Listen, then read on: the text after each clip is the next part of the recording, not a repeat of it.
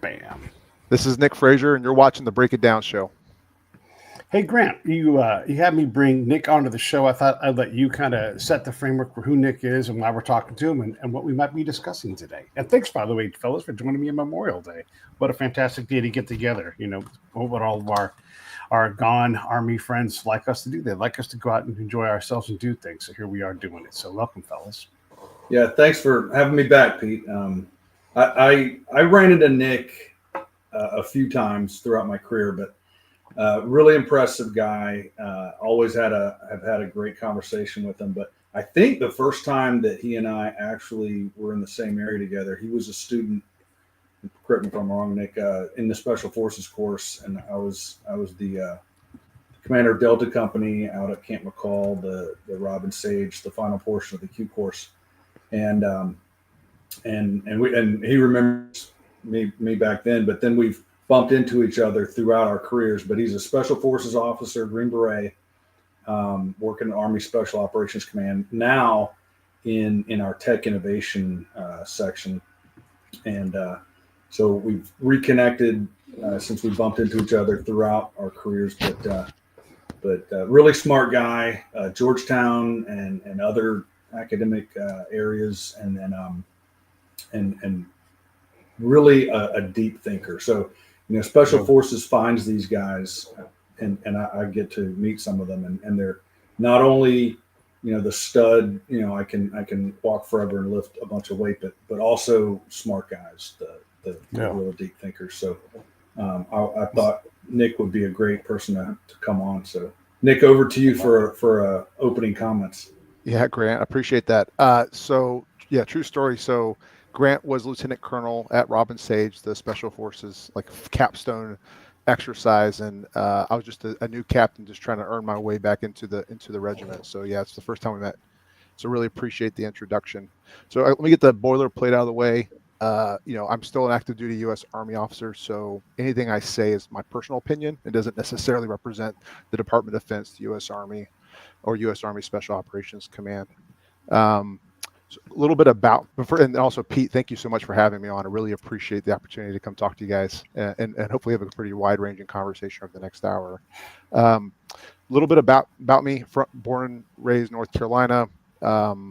Joined the Army a little after 9/11. I'm like a GWAT baby is probably the best way to characterize my career. And I've got about 22 years in.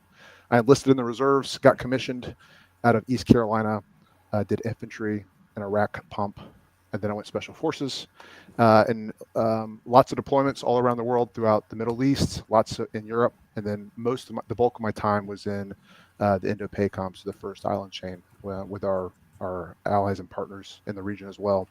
After doing operations of command for about a decade, I found myself at the United States Army Special Operations Command in a little small pet project department called the Artificial Intelligence Division. And then over the last 3 years, the world kind of got turned upside down on its head. And there's two things that happened. ChatGPT productized a little known version of AI that was hard to use, and now it's super easy to use. And then the Russo-Ukrainian war kicked off and basically upended our entire understanding of force planning and building as well. And so what of all that is, it's been like sitting on top of a surfboard riding a tsunami for the last few years, trying to make sense of all the commercial and military technology that's going out there, and then trying to shepherd that into the force as well. So that's me right there in a nutshell. Well, I like it. This is great. And when we think forward, right? Like let's just forward plan this thing. What's going to happen? If we go back in time, I went to Bosnia in '96, right? So here's what state of the art. Here's what bleeding edge was. We deployed with like a hardened travel suitcase, like a rolling bag, right? Which is a pretty new thing back then. And then we had inside of that a laptop, removable hard drive, a scanner that was about this big, you know, like maybe 2 times the size of like a paper towel roll, you know, not very big.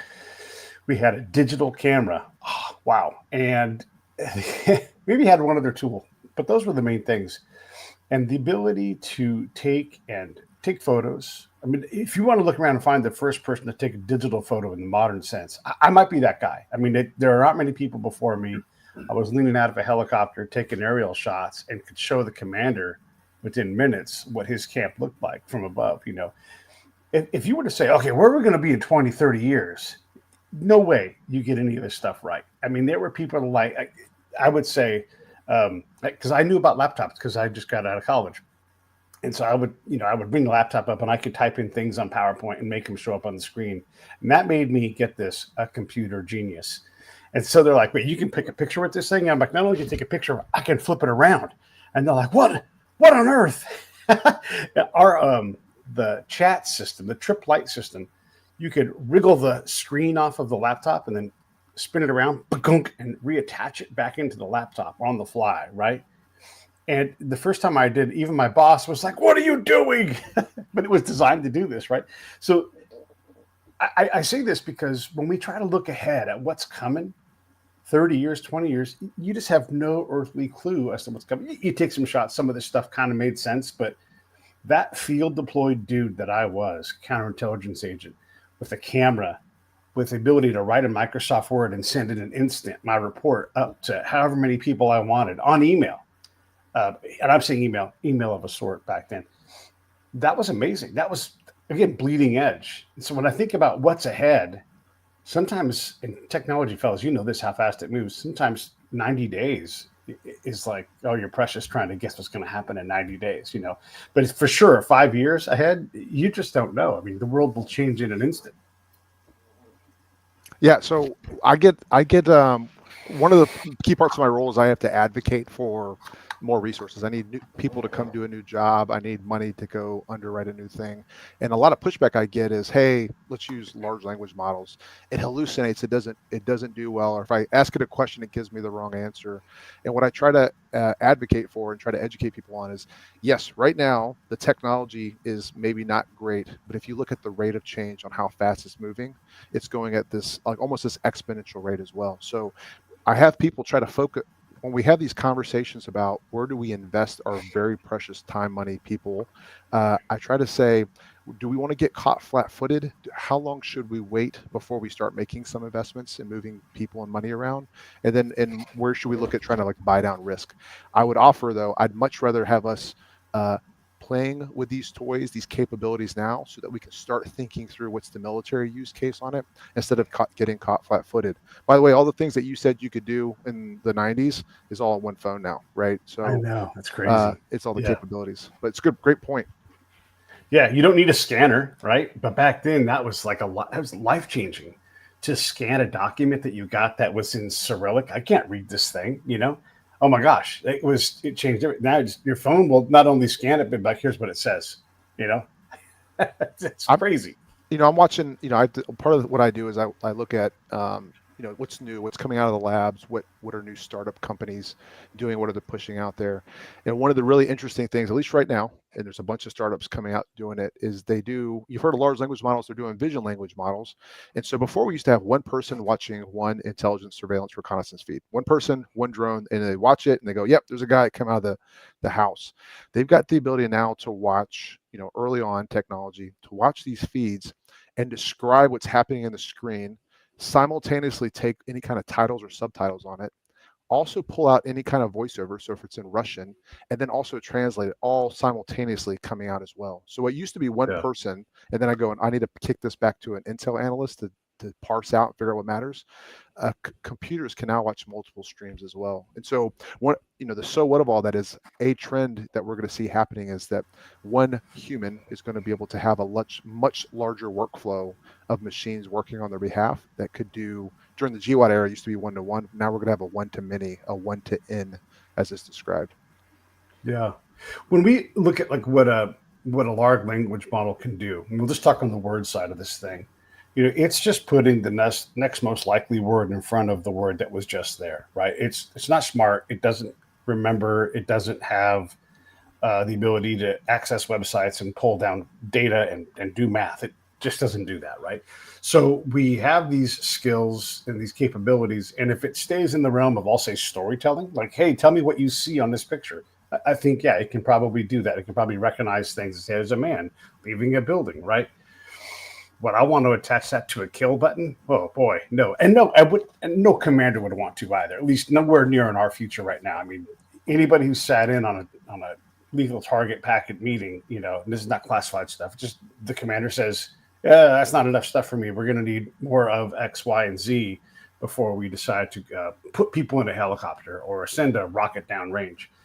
I don't know if we'll get to that spot anytime soon with as fast as it's growing, but we are, like you said, we're playing with this stuff and trying to figure out what is possible and what's going to happen next, because it's not just hallucinations. And I'll say this and I'll shut up and let both of you guys talk a little more. One of our biggest problems in Iraq was, let's do analysis on Abu bad guy. Let me pull me up the reports for a guy named Mohammed. Mohammed. How do you spell Mohammed? We don't know. We can't agree on that. So we have all these problems of the data is very, very, very confusing. And so people come up with these outlandish leaps. These are analysts, right? And they'll say, I've got reporting that this person actually was over here. And it's like, that's a different dude. And that happened all the time, where we would lose track of who a person was, or just be incapable of parsing through our information, because it is very, very muddy, especially in the Islamic countries where the names can be repetitive. Like if everybody was named Dick, Don, and Dan, we would have a hard time sorting out which Dick, Don, or Dan we were trying to kill on that day. Does that make sense? Is that fair? Yeah, that's absolutely fair. And I think historically we used to have lots of like trying to pick a needle out of a stack of needles. But what we're going to see is, what we're seeing now coming on board, is that we're getting tools that allows us to rapidly sort. Is probably the most layman way of saying we can rapidly sort. You still need a human to say what I'm looking at and make sure it's using the workflow. And the other thing I'd offer is that a lot of these tools that are come out are built around commercial use cases, like search engine, like how do I sell you a bar of soap better?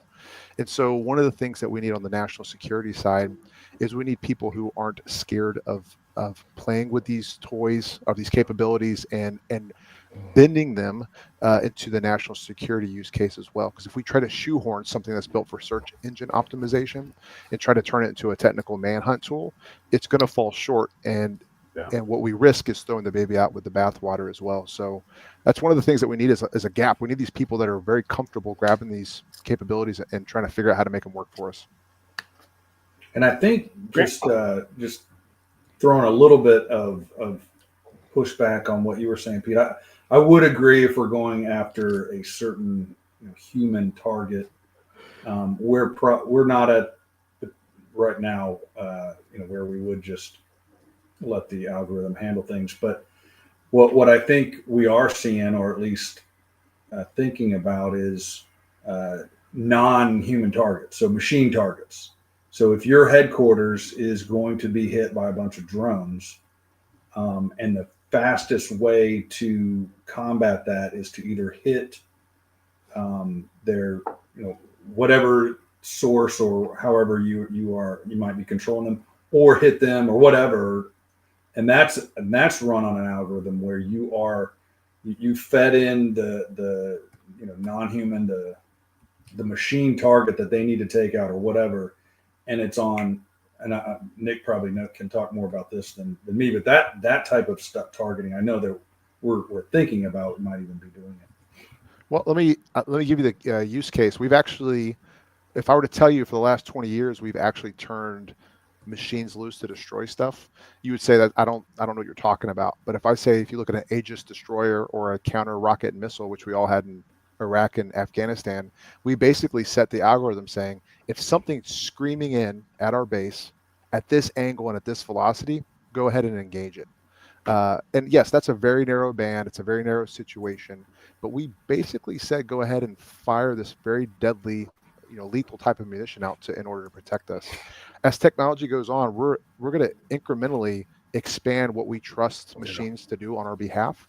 And yes, it's easy to say, imagine a future where we say, hey, if we think drones or robots are moving at this time and distance and direction towards us, go ahead and engage. What makes us uncomfortable is turning the machine loose to kill other people.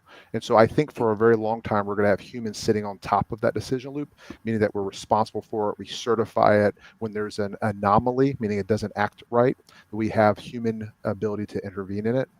But at some point, and it might be sooner than we think, the machine OODA loops, the decision making is going to be so fast that a human intervening could potentially undermine our ability to respond as well. So we're gonna have to like work through not only the ethics but the tactics and operations of what that means as well.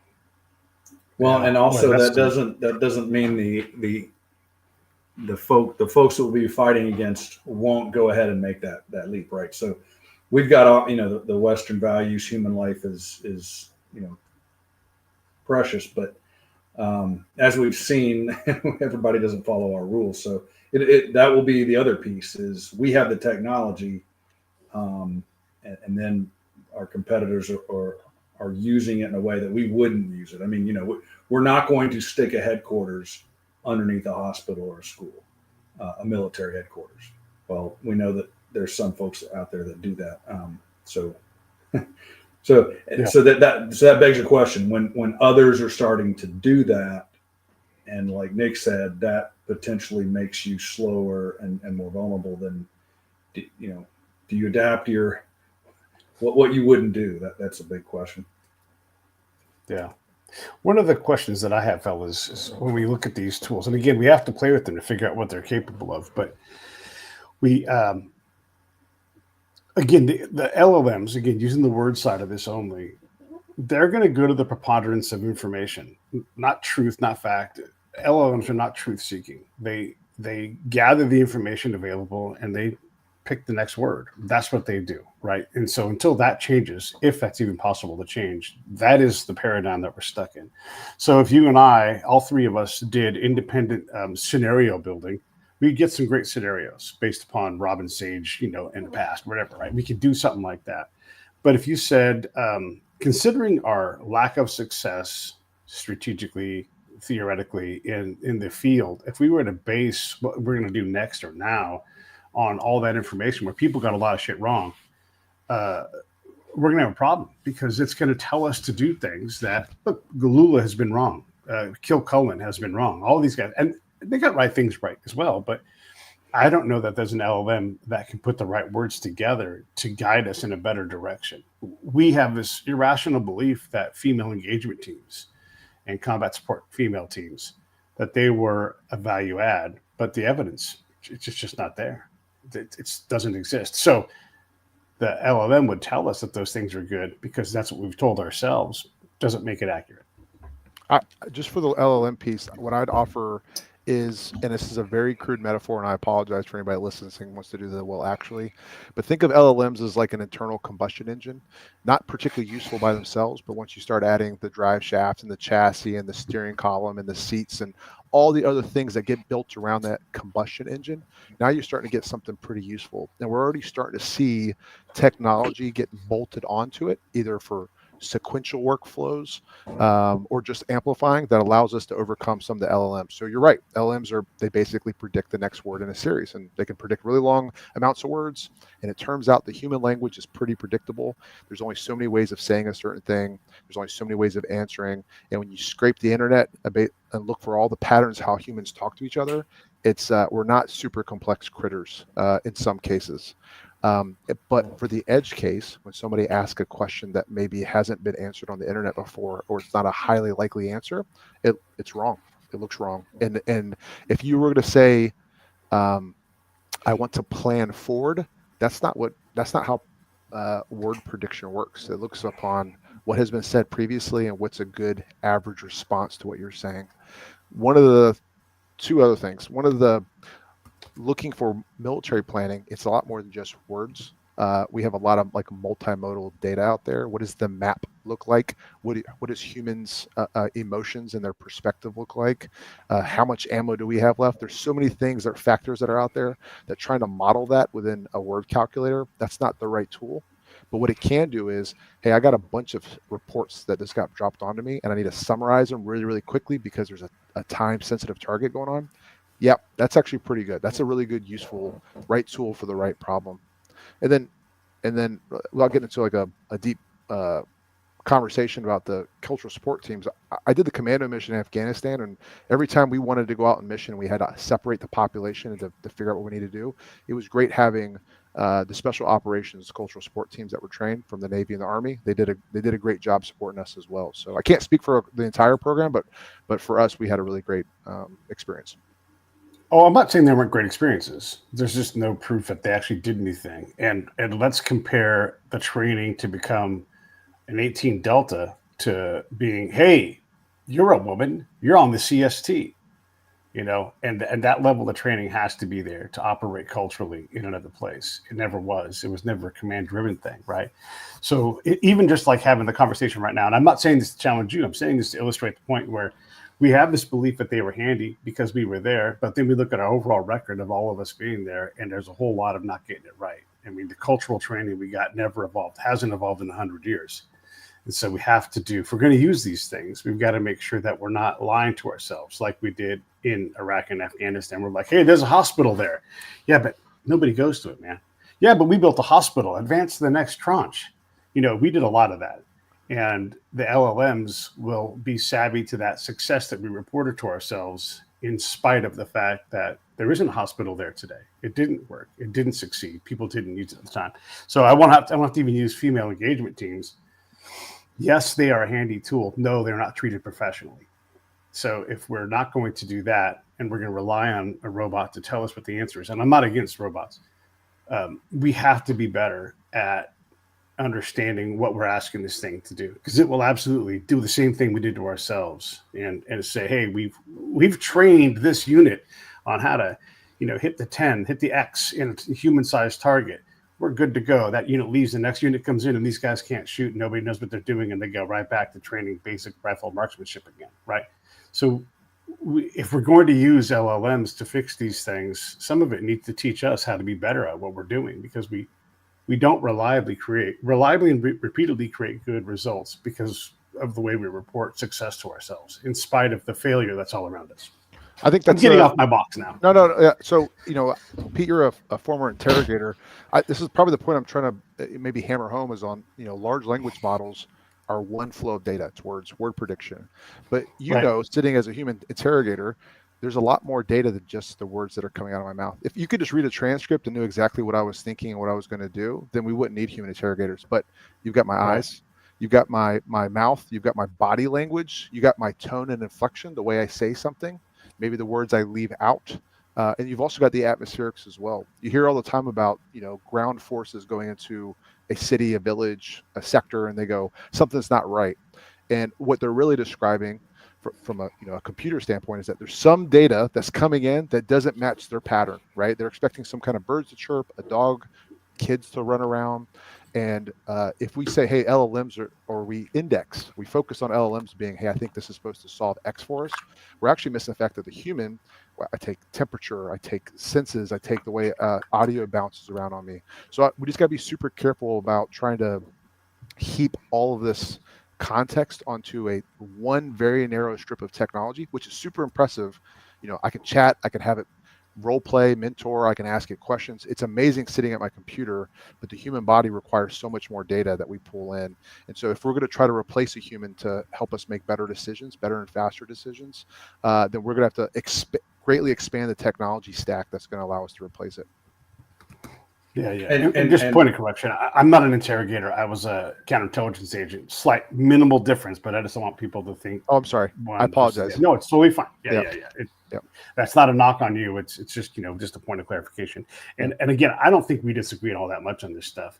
I'm illustrating this more for the folks who think that AI can do anything, right? It's these very specific cases where they'll do it. I knew you were going to say something, Grant, so let me get out of the way. No, I was just going to say that to build on, and I'd love Nick's opinion on where we're at on this, because one of the titles that Nick gave you, humans over hardware, it's a special operations truth, right. probably the most important one, and so we've got all this tech, we think or we know, that we've seen evidence that it can help us, but there is that piece that takes it that step further. Okay, you've got the tech. How do we actually incorporate it into? And I think this is what you were getting at, Pete. Is if everything you're doing is bad for whatever reason, and you get this great tech that comes along, it's just going to help you be worse, right? And so if your foundational strategy, if your foundational policy if you're lying to yourself because, politics or whatever, or because the system you've set up incentivizes that, and you bring in tech, it's not going to solve that, right? So I'm very curious about what Nick has seen in terms of the efforts to help us fix ourselves. How do we turn that tech into better decision making, or the human interface, the piece that makes the humans more important than hardware. Yeah, that's what I grapple with all the time. I think the very first thing to acknowledge is, like I said before, is that all this great AI technology is built around a commercial use case, and the act of organizing violence to kill people and break things to shape their will so we can get a political outcome is not what search engine optimization is about. So the very first thing we've got to figure out is we have to have this cadre of leaders and operators that are willing to take commercial technology, realize limitations, and then be savvy enough to figure out where we need to fix it, modify it, configure it so it works for our workflows. The other thing I would offer is that think of a joint operations center. For those who aren't in the military, think of like a 911 call center. You're sitting there, you've got lots of computers, and there's lots of people, and it's basically a factory. It's a data factory. You've got all this raw footage coming in, there's radio calls coming in, there's emails coming in, and that's the raw material coming into the factory. And then on the other end are decisions. I need this operational detachment to go to this location, or I need to bring in a medical evacuation bird to this location, or I need to be able to call in an artillery strike in this location as well. And as more data keeps coming into this factory, not only is it different types of data, we're getting all kinds of data that we've never even have been able to collect before, but we're also getting it at a volume that would have caused our heads to spin, because satellites and smartphones and internet, social media is just washing us with technology. Historically, if we were going to be able to make sense of that data, we'd have to add people to the Joint Operations Center. Yet the dilemma that we have is that the more people you add to a static location, a fixed site, the juicier it is for the adversary to blow it up, which is what we're seeing happening in the modern battlefields right now. So we need to find ways to take this commercial AI technology, put it into military workflows that helps us make better, and you're going to find better however you want, and faster decisions, so that we take the raw data, make sense of it, and then we can put decisions out. That's the first use case.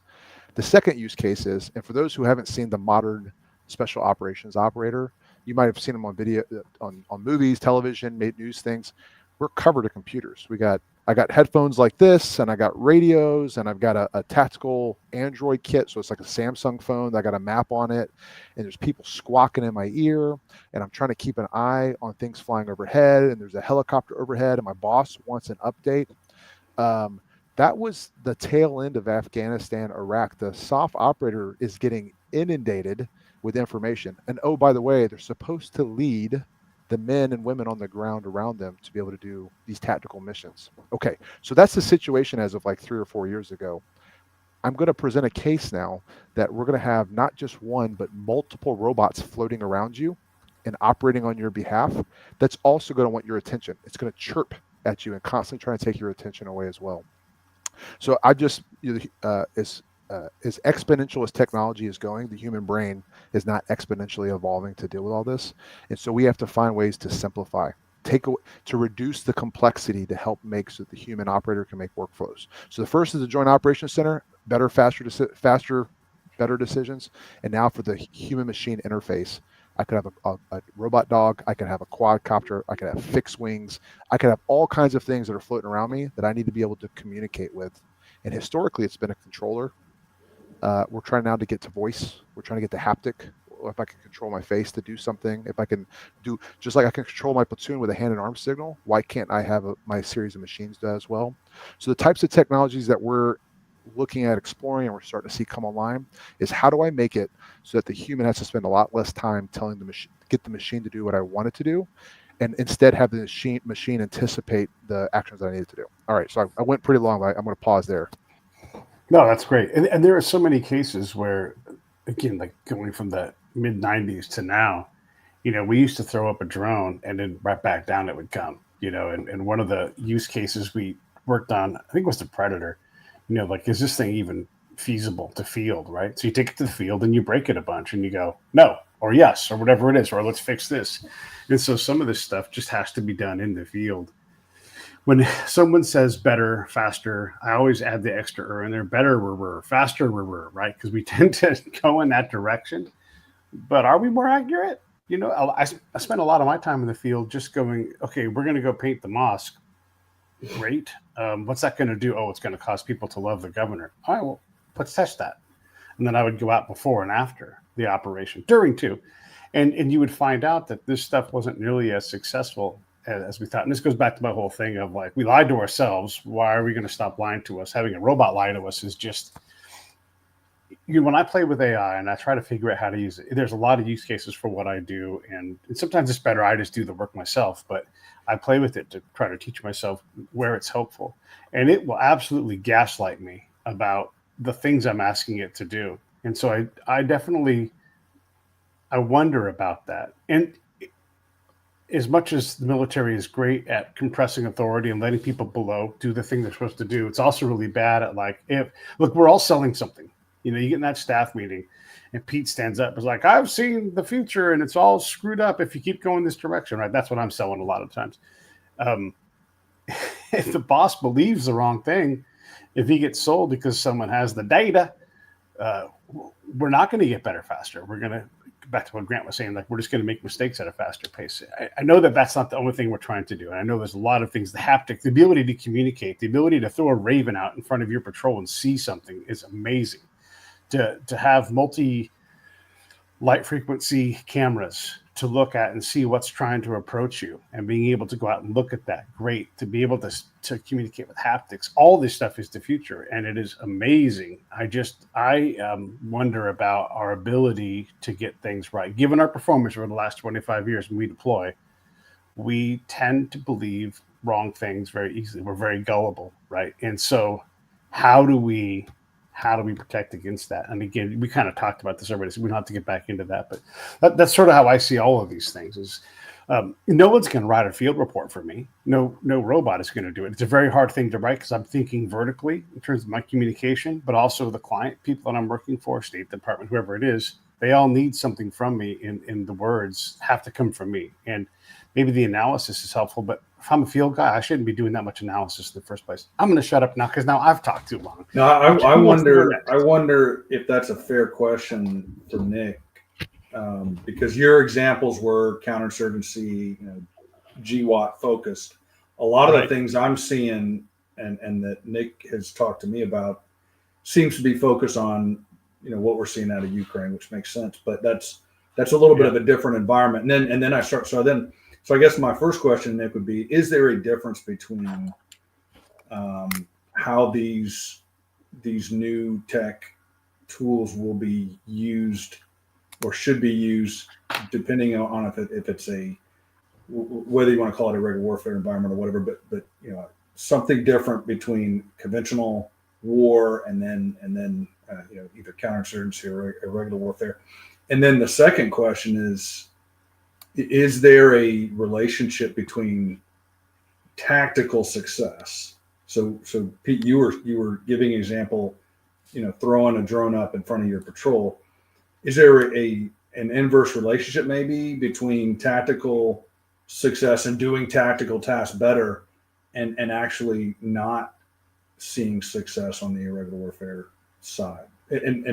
Because that could bring up a lot of weird. I think, I'm not to dodge it. I haven't thought this well enough through, but going back to the fact that if we think there is a branch, a division between high-end conflict and something that's closer to low-intensity conflict, and we think the technology could be different for it, then the exact same type of people who should be hammering out commercial technology to make it into military workflows, we also need that same level of nuance saying, hey, it'll work in the high intensity, but it won't work here as well. And I want to also say, I come across as a techno optimist is why I'm looking at it. I fully believe that a lot of this technology is going to fail. We haven't figured out the energy aspect of it. It hasn't been ruggedized for military conflict.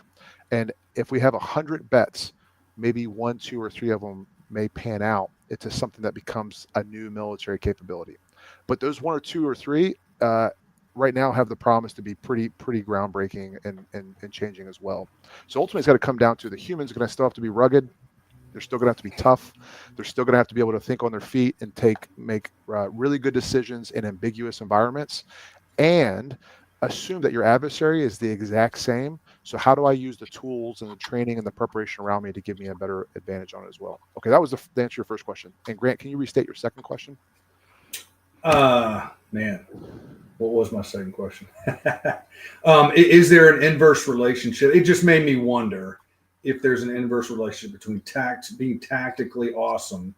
So you throw more tech at the tactical capability of a force, and when you're in an irregular warfare environment, that's actually bad because you're pressing the easy button. You can get away with not thinking as much, and so if your strategy is terrible, you can keep on knocking out these great tactical victories and looking good in the short term, but ultimately it's a losing sort of effort.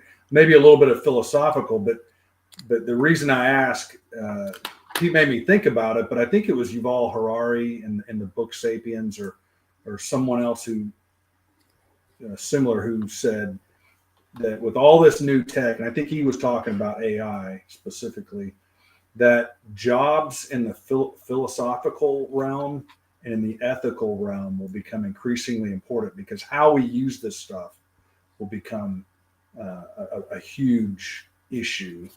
And so that just made me tie in that, if all we're doing, so that, when I say, how are we doing the human interface and are we educating the leaders currently in ways, not just to use these things, but to think about the use of these things and how it might be different in a counterinsurgency. So that's a long way of asking you, do you think that tech-enabled tactical brilliance actually could hurt us in an irregular warfare because there's a negative relationship between the two? Yeah, potentially.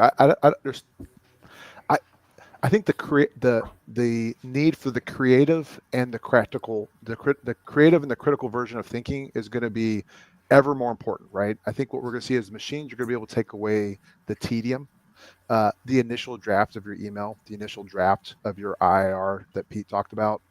It's not unfathomable to say I've got some kind of recording device on me that follows me around all day, and at the end of the day, it generates multiple draft IIRs for you to take a look at. That doesn't replace the fact that you now have to think about who's my audience, what's my political messaging I want to do, what was the nuance that wasn't captured. And so I think creative and critical thinking 100% will be important as well. Another thing you brought up, Grant, was are we training people the right way? There are, just like on any kind of innovation curve, there's early adopters, and some people are playing with these tools in their personal life, and they're coming into work, and they're basically putting their finger in my chest, being like, why don't we have this in our classified environments and higher? And those are people I really enjoy working with because they're driving forward the conversation of, well, why don't we have X as well?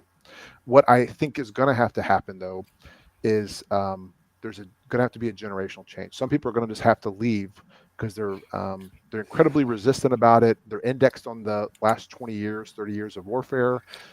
It's really, really hard for them to change their mental model of how the world works, and they're highly skeptical.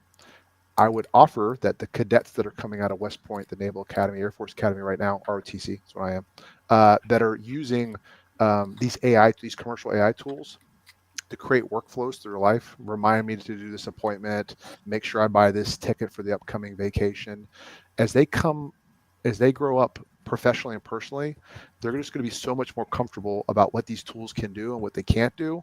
And when decisions and conversations are being held at various levels of the government, instead of meeting a wall of people being like, I don't get it, this seems like bullshit, it hallucinates. Instead, they're going to say, hey, I understand you want this tool, but that's not the right tool. What if we did X, Y, and Z? And they're going to have a much more nuanced conversation about where the resources go as well. And then the last thing I'll say is, I keep hammering home, commercial technology basically consolidates everything so it's really cheap. So you hear about the cloud. The cloud's just a giant server somewhere that we're renting computers from. That's great. We got GovCloud. There's a bunch in Northern Virginia.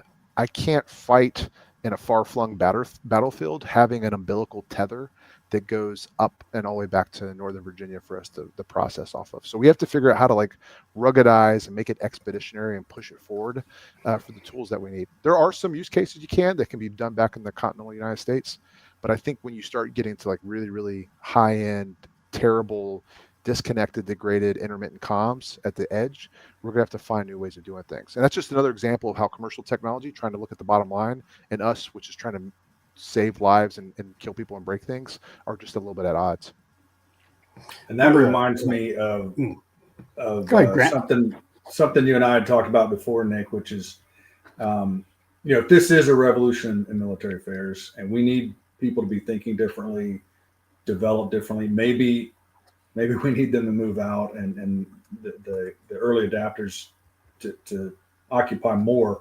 How does that speak to our culture? Because I know you and I have talked about culture. You and Eric Davis wrote a great article about the need for informal relationships. I think it was something about cigars and drinking and that kind of thing that we've kind of lost in the military over the last 25 or so years. And so I'm wondering, that piece, a culture change that's multifaceted, is that required for this revolution? And if so, some of the things that you guys brought up in that article, I think, are even more important. Yeah. So just for the audience, so myself and Colonel Eric Davis, who's out in Australia right now at the War College. He was my former boss at 1st Special Forces Group, and then we've just kind of followed each other throughout our careers over the last 12 or 13 years. We wrote an article called Drink, Think, and Link in Military Review, and it basically, in sum, it said, hey, the military used to do beer calls or officer clubs and NCO clubs where you'd go, once a month, once a week, and you'd go have a beer in an informal setting around people at work. And that's when you got to, one, build relationships, and two, you got to pass off types of knowledge that you might not have gotten in a formal setting. If I'm a lieutenant and I go talk to my battalion commander, a lieutenant colonel with 20 plus years in, that's probably a one-way conversation at work. I'm either asking for something or he wants some kind of back brief to make sure that I'm not messing up. But if I'm at a beer call, there's a possibility that him and I can have a beer in a more or less professional setting, but I can have a beer and I can tell him that I'm messing around with AI tools at home and this is how I'm using them, and it might spark a conversation. And in turn, he might say, hey, here's what they don't teach you at Basic Officer Leaders course. Here's how staff politics play, or here's how branch really decides what your next job's going to be. And so here's what you need to think about if you want your next assignment. And when we got rid of the O Club, the officer club, and the beer call, part of it was a zero defect Army. It was zero tolerance for drinking and driving, which O clubs, encouraged at the time. We had the heel to toe rotations to the Middle East under the global war on terror. People just didn't want to spend time hanging out with the unit when, I'm getting ready to go back to Iraq or Afghanistan again. And then the third thing was we had this online. Everybody kind of moved to Facebook and MySpace, and so a lot of the conversations I could happen off-wide. So we lost something as a military profession when we got rid of that. And our article said, hey, there's an opportunity here for us to rebuild it. You can do it informally. You can have, once a month, you can have a scotch and cigar session and talk about a book, an article, whatever, any kind of topic. And then two, we've also got these online forum that you can actually start gathering like-minded people. And maybe it's not quite the same as, sitting knee to knee and talking to your senior raider, but it captures something that you were missing before as well. And anyway, the article was pretty well received.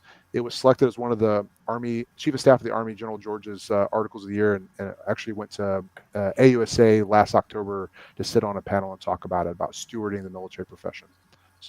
Love it. That's super cool. These kind of ideas, it's great to get them out, right? Because it's easy to be the smartest person in the world on a topic and just be stuffed in a basement somewhere. I'm thinking about my buddy Eric Kleinschmidt, who was my commander in Bosnia.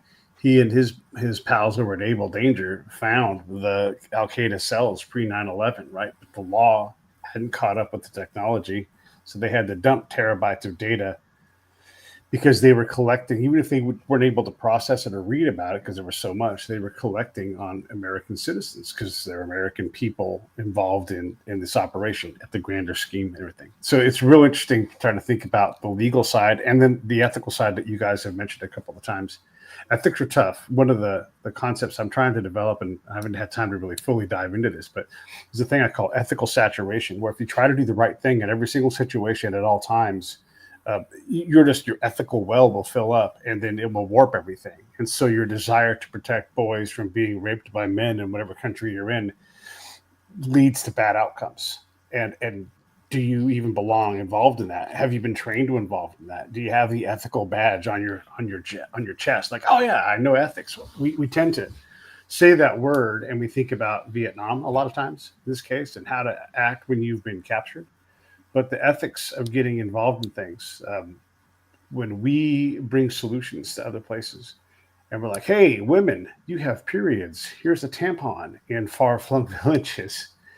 It's preposterous, right? Of course they know how to deal with this and they've dealt with it for a long time. But we come to these grand conclusions. And again, that's codified in our writing. And so that goes into the LLM database. So that ethical thing is really interesting to think about. What is ethical and in what situation? Because as much as look, the combat world is different than the world that we're in now. I wanted to say something else too about your cigar and drinking. These kind of conversations, I do a lot of talking to fellow spies because I want the aspiring spy to have more information than I had. I could read books, but I don't know what books to read. I can read manuals, but I don't know what manuals to read. But you will get real people who really did this job. You can start to learn. We can be a lot better on culture. One of the things pre-deployment. So here's so while you all would rotate, I would usually stay in an area. And so the units rotated without me and I could see how ill prepared they were when they arrived. I would love to see AI help improve our pre-deployment training. Hey, your tank company didn't shoot any rounds the last time it deployed into this area. So let's not focus on that. Let's focus on interpreter operations. Let's focus on the things that you're going to do. Fires, don't think about effect, think about affect. I know that drives Grant a little crazy, but we have these modes that we operate in and we train on, and they're wholly inaccurate or low value for when we actually deploy. Whether that deployment is going to be to, in a fight like Ukraine has or some lower level conflict somewhere, we don't properly prepare for the fight that's on hand. We just prepare like a military unit about to go out.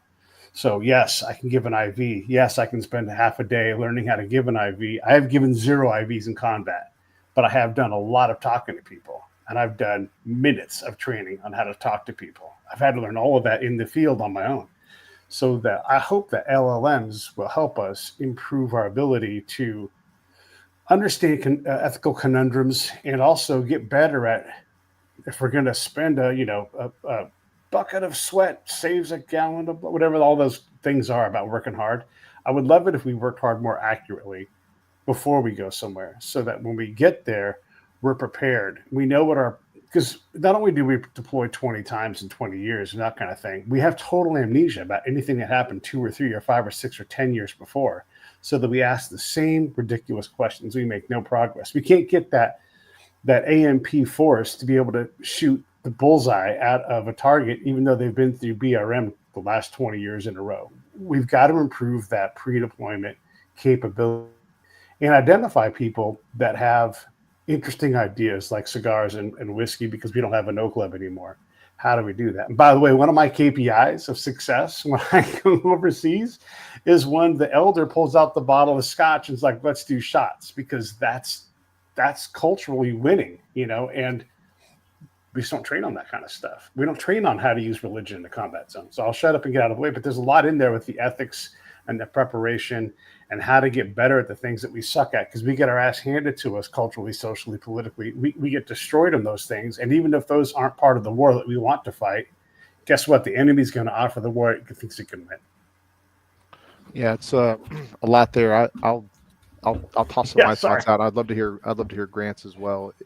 One of my favorite quotes about defining strategy is deciding what you're not going to do.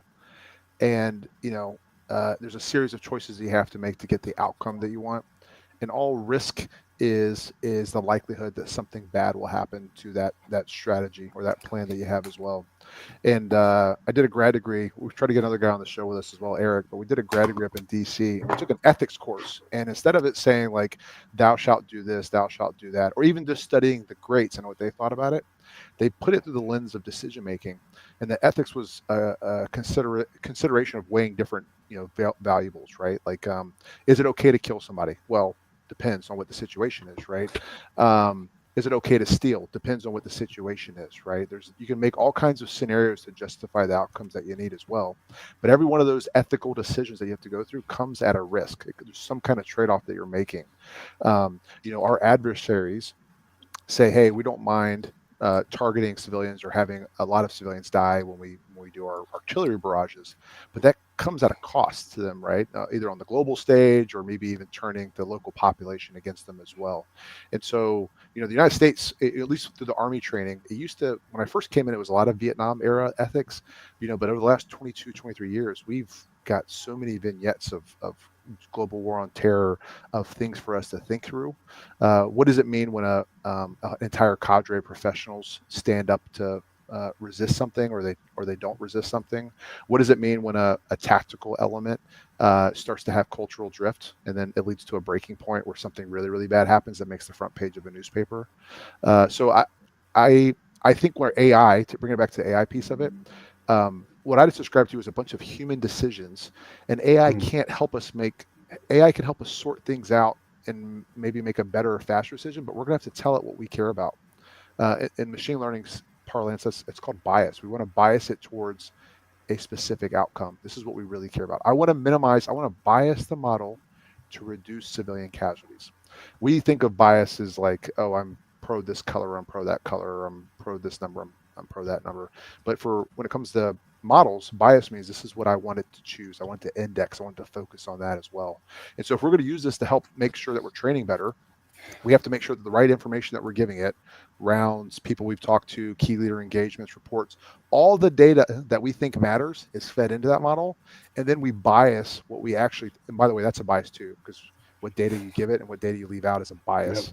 Yep. And then the outcome that you want is another bias. I have to put my thumb on the scale saying I want this outcome as well. So the last thing I'll say about it is, if we didn't fire a single tank shell in this sector or last deployment, and I don't want to focus on it now, the risk you just took as a commander is saying, if this thing goes kinetic, I am willing to assume the risk that we'll all die because my men and women don't know how to fire a tank shell, because the last time that we came here, a pattern, we didn't see it happen. So that's not a black swan event. That's just a risk that you took for frequency. All right, I'm gonna pause. Yeah. Grant, thoughts? I mean, and that goes against the commander's ethos, right? We'd rather prepare for the tactical and the lethal than what the actual job is on hand. It's way uncomfortable to say, hey, we're going to go find the 5 most influential people and not kill them and go out and see if we can change this environment, right?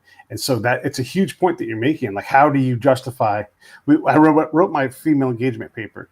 We talked to this American who was African-born commander, and he said, I'm never going to put a woman in my patrol on the periphery in any kind of capacity like that where we can't have eyes on her. I won't let a FET team go into a hut with other women because I can't protect them at that point, because I know what happens in my country. I know what happens in other countries, right?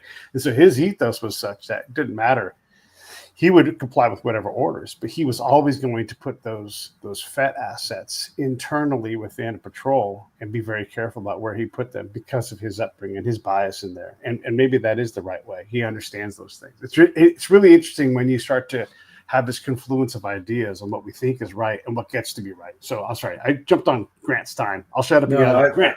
I think Pete's earlier point about it helping us maybe with pre-deployment training. I think a lot of this tech can help us in all kinds of ways. And one of them is getting after your point, Pete, and that is trying to help us determine when we're wrong. And that's a bigger macro problem that I think goes back to some of the cultural aspects of things that we've done. A lot of different causes, but But we have a culture now that and systems and processes that sort of incentivize us to at times lie to ourselves. And we've talked about that before, Pete, and I've talked to Nick about that. But and there was an article written by some 2 war college professors about us lying to ourselves. And so if we can incentivize our institution to address that at a macro level, and then use these tools to help us get after that. Yeah. And we have in the Army something called a red team. We have a red team school, but it gets after that. Can you give me evidence of where I'm getting it wrong and allow me to better question my assumptions? I think tech, AI can help us do that. But to me, it gets back to Nick's points that he was making about culture, because not too long ago, Nick asked a big room, and I was in there. How many of you are playing with this new AI stuff? And there weren't that many people that raised their hands. I didn't raise my hand. Now, I had played around with it a little bit, but not enough that I felt like I could raise my hand. But shame on most of us, because we should be playing with that stuff. And that culture, to me, is part of that. How are we using tech now? How could we use it better? I don't know. To me, that's something I haven't seen it. Maybe Nick has, but it being used in a red team way, or maybe a .1, 2.2 that's a red team tool for it. I don't know. What do you think, Nick? Yeah, without going too far into details because it's unclassified, but there's one unit that's been using it for red teaming for their real-world operational exercises. So they're out deployed somewhere and they're using it to rapidly make sense of the stuff that's coming in, and it's basically allowing their red cell, which is historically very small, who's supposed to be putting pressure upon the blue cell to give them the best training environment. It's allowing them to be a lot more effective. That's the first one. Second one is unclassified. This is pretty good. Is our psychological operations qualification course has a red cell, and we've given them a set of tools that allows them to create new media products. So radio broadcasts, new images. So when the psychological operations students go through and they do a misstep in the scenario, by the time they get back to their base, there's already a radio broadcast in the foreign language, and the dissemination has already been done because the red team now has these tools. Before, it used to be it'd take forever. They'd stay up all night, generate it. Somebody have to do the script. Somebody have to record it.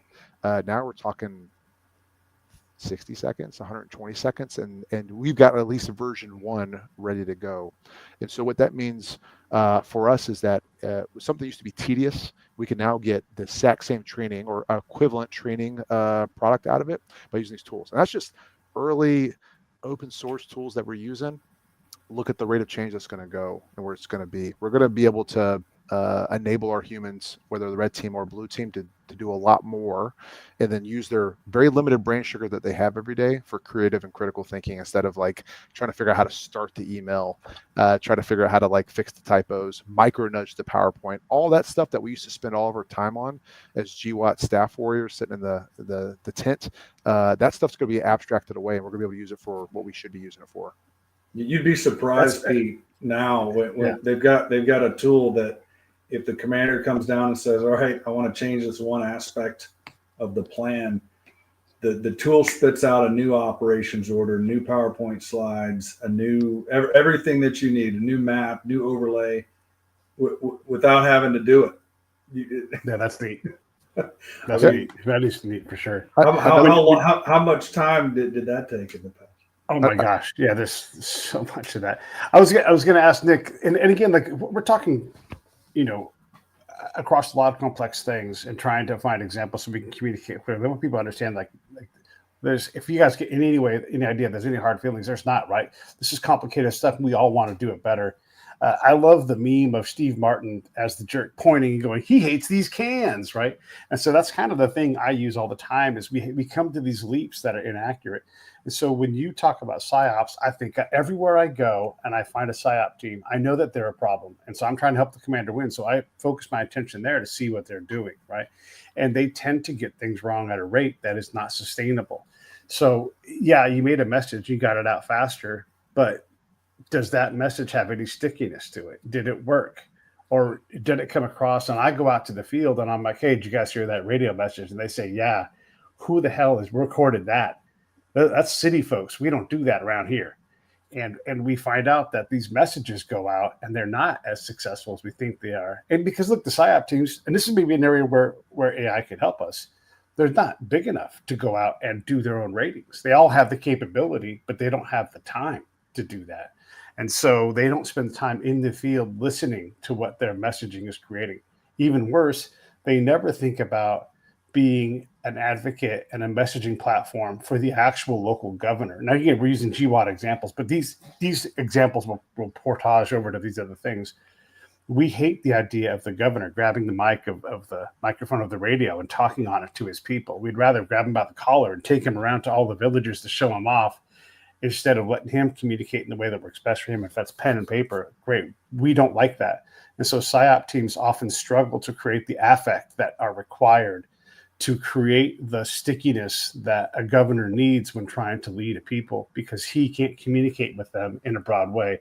And then we go out and stomp on that message by having someone from the city give out a prayer message or something like that that's out of whack. And so I definitely worry about that. I love the speed aspect, but I want to close that loop and go, is this message working? And if we can use AI to help that, if that gets the PSYOP team out into the field, great. But my experience tells me that as a norm, the vast majority of PSYOP teams are net destabilizers wherever they go. Now, that may not be true in other places, in other deployments, in other conflicts, but I'm here to tell you that the things that they said were happening were not happening in the field, to include having a radio not even be present when they all like briefed over and over again. There's a radio out there blasting out messages. No, there was not. And there hadn't been for as long as back as I could go. So when we think about these capabilities and creating speed, Pete would say, gosh, shouldn't there be a check that comes back around and looks for where the error is? Because I did a lot of that myself, and commanders love that information because they found out if they were winning or losing and can adjust their organization, whether it was, an ODA or a brigade. They all would take that information they got and adjust how they did things. And so having help for me, gosh, that would be helpful too, right? Like, how do I move faster? How can I get to more areas? But no robot is going to replace my ability to go on the ground, slow down, not have any computer attached to me, and talk to an elder to understand their world. All right, I'll shut up and get out of the way. And thanks you guys for going over time with me on this stuff too. Yeah, just maybe a couple of thoughts for perspective is, it's halfway through 2025. We're half a decade past probably the end of the GWAT, right? So we've had some significant time between. I know it's for most of us because we've been doing this for our entire careers. It seems like a blink, but we've got entire enlistments that have come and gone of people that have served post GWAT for Iraq and Afghanistan. And I fully acknowledge that we still have men and women deployed to CENTCOM and other places that are dangerous as well. But just trying to put a bookend on it for conceptual. Second thing I'd offer is that, like many within the Army, within USASOC, and then within the regiment, the psychological operations, special forces, civil affairs, so on and so forth. We've got leaders now that are starting to come of age that are really thinking about, hey, what got us here or is not going to get us there. And they're also having some reflective conversations about, hey, what do we not do well? What were we promised that we weren't able to deliver? So within psychological operations, they get mad if I say it wrong. We've got some really forward-leaning leaders now that are trying to figure out, hey, where does the future of this particular regiment go? To be able to understand the information environment, to be able to generate the relevant media, and we're working through that as well. And that comes with an entire slew of decisions we have to work through. So I'll just pause there. Well, I do have to throw out, because I work with a retired PSYOP NCO, and I would offer most of his discussions with me about all of his vignettes from the GWAT remind me exactly of all the ones that you've given me, Pete, in terms of your frustration with how intel assets were not used. Commanders didn't listen. They wanted it. So I wouldn't personally say that PSYOP forces have been, they've been a net disruptor. I would say that the people, the decision makers that gave them guidance, gave them orders, that were supposed to listen to them, didn't listen to them just as much as they didn't listen to you. So I would throw that out first. And the second thing that I would throw out is that Yeah, I mean, some of those folks that I work with are some of the most early adapters. Some of the SIOP folks, they're the ones playing with the AI tools more than anybody else, and I think they are, because of some of the failures they shared with me that reminded me of a lot of things that you said that you struggled with. I think they're very incentivized to try and do something new and figure things out. So that's some of the pushback I'd offer for you in that realm. Well, if you show me a PSYOP or a CI agent who went to the field, I'll show you a guy that thinks that they did a great job, right? And the rub is when you go out and have someone else externally check your work. And that's not just PSYOPs, it's not just CI like me, it's all the disciplines who leave the camp to go do something. What's the check on their accuracy, right? And I hope that we can use AI to help us figure these things out. And to maybe look regionally instead of locally, and then look locally instead of just regionally, and balance those things, because there's a lot of work to do. Who are we not talking to? Oh, nobody on the Provincial Council has been engaged in 2 years, right? Shit, we better fix that. Well, who's going to do that? Well, do we have the professional capacity to go do that? Maybe. I don't know. So there's a lot of areas where we can tighten things up. I know things have improved, but I also know we did a whole lot of losing. And so we have to figure out how to balance those things. I'm not a skeptic, right? I want these things to work, but I also watched us get a lot of shit wrong, and I can only find people that thought they got shit right. Right, and that's all of us. I'm guilty of this too. And so when Congress has commissioned the 9/11 report. So we're or not 9/11 report. I'm sorry, the GWAT report. Yeah, or the Afghanistan. So yeah, we'll find out, right? I mean, look, I'll take that seriously one day when I have to burn something in my fireplace. I mean, come on. So I want to talk to everybody out there. Like, this is a high level conversation about stuff with a lot of people, a lot of experience. And so we're supposed to have critique. We're supposed to have excitement of ideas. I am excited about these ideas. I really am. And I love it that you guys are working on it within the machine, because we have to improve the machine. And that's why I'm hard on these things, because the machine has been so badly broken and we've wasted so many people's lives and everything else getting shit wrong. And I can't stand it. I'm going to have General McChrystal on the show in a couple of weeks. I'm not sure what conversation I'm going to have about it. By the way, he mentions the lack of O clubs being a thing, So it'll be interesting for me to try to think about what I want to say to him, because, I'm pretty hard on these GOs. They got a lot of shit wrong, but they all got promoted. They all made a lot of money, like they were right. So I don't want that thinking to permeate in what we do. We have to close loops on the decisions and the outcomes that we believe we've had. And I'm positive these things are being improved along the way, but I still have to speak out about it, because I watched us absolutely convince ourselves in a lot of different settings that we were getting it right. And I know I made way more mistakes than I realized to. All right, now I'll really get off my soapbox and let you guys enjoy your Memorial Day. And I'll give you the next word, Grant, and I'll give Nick the final word. Go ahead, Grant. No, I just appreciate it. And, this Memorial Day makes these conversations even more important. The memory of the folks that made the ultimate sacrifice, and I know we've all lost buddies, and so having these hard conversations and thinking, like Nick was saying, I think is one of the best ways to remember. Yeah, and over to you, Nick. It's super neat, and I appreciate you guys chatting. Go ahead, Nick. Yeah, and Pete, I really appreciate the opportunity to chat with you guys, you and Grant, on the show.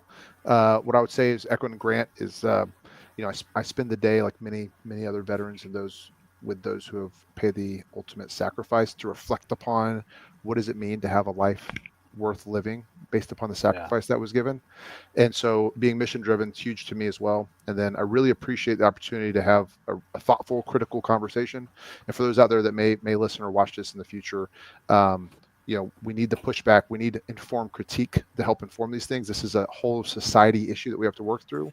National treasure, national blood is going to go into this. So we need the critique. What we don't need, if I can just get on my soapbox one last time, is cynicism. Cynicism is lazy. What we need is thoughtful critique that's well thought out and providing solutions. So with that, I really enjoyed it. Really appreciate it. So thank you so much. Yeah, glad to have you guys back on. Give me a second to shut everything else down, and I'll come back and say goodbye to you guys formally. Everybody else, I will see you tomorrow. Have a great